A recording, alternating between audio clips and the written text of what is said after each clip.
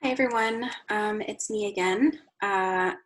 Today we're going to do something a little more complex than what we did originally with the flashing light. Today we're going to look at a stoplight. So we're going to use same sort of idea as having a singular flashing light, and instead we're going to use three colors, red, yellow, green, to kind of suggest a stoplight or to represent a stoplight. So let's do that. If you remember, with our original tutorial, we needed to grab the Arduino Uno R3. So let us do that. Take that from the components and drag it to the play space, if it will work for me. Come on. There we go. So as we mentioned in the first video, an Arduino is kind of a, well, it is a mini computer that we're using to power our circuits. So we also need our breadboard. So we're going to drag that out. And this is where we prototype. And we also need 3 LED lights. So we take out one for red, one for yellow, and one for green. Okay, so we can go ahead and color those. We'll color this one green, color this one yellow, and we'll leave that one red. And let's just bring the Arduino down here a bit to give us a little bit more space. Okay, so the first thing we need to do, if you remember from our original tutorial, is we need to ground the Arduino to the breadboard. So let's go to GND, which stands for ground, and draw a wire from GND to the negative part of the breadboard here. You see that with the minus symbol. And we're going to color that black to denote that it is a non-active wire. And we're going to do the same from the cathodes of the LED lights. So you see that the left side of the LED is labeled cathode.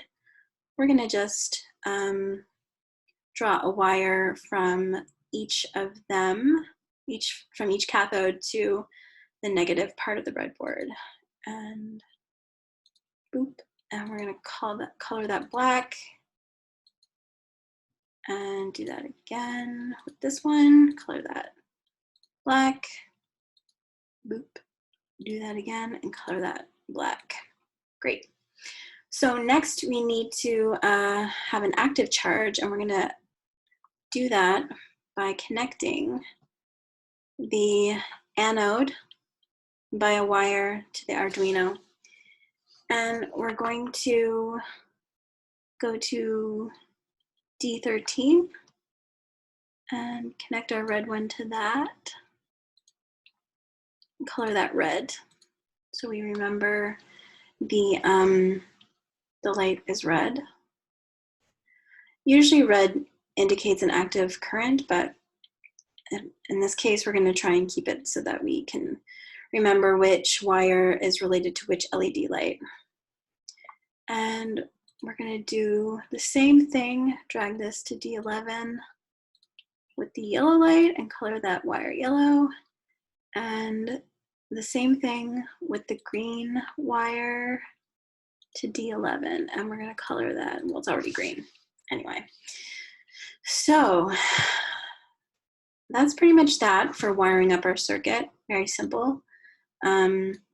Next thing we need to do is code it, and we can do that by going into code up here, and we're going to get rid of this pre-installed code block in Scratch. That's garbage. Well, it's okay, code, you're not garbage, but you're just not of use to us right now, so we're putting you away. But don't call people garbage, it's bad.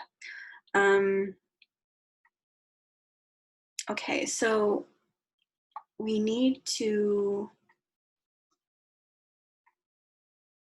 drag this up there. You see the various sections we have that do different things. Well, we need to take from output. We need to drag the pin. This is what sets the pin. This is what lights the light, essentially. So we need to set pin. If we go here, the red pin at 13 is set at 13, so we need to set pin 13 to high, which means it's being turned on. And then we go to control, grab the wait 1 second. That means it lights for 1 second, and then we're going to turn it off again. And we do that by grabbing the same block as above, only we set pin 13 too low, which means it turns off. And we should grab another wait 1 second, which will act as kind of a buffer between the next set of, the next light that we use, which is going to be pin 12. So what we can do is we can duplicate this section of code and plop it there. And we go to pin 12, set that to high, wait 1 sec, and then set pin 12 to low, wait 1 sec. It repeats. It's going to do the same thing as the red one. And we can duplicate that again because we have 3 lights. And this one is for D10. Is it? 13, 12, sorry, 11, D11. So we set pin 11 to high, set pin 11 to low, and that should be it. That's all she wrote. So if we go to code again, close that, and I'm going to put my little cam image down there. When we press start simulation, theoretically, it's going to light up red for a second, yellow for a second, and green for a second. So let's give that a try. Let's give it a go. So red, yellow, green. Red, yellow, green. So great, it worked. And that's, again, a very simple kind of dipping your toe in the water of TinkerCAD and Arduino.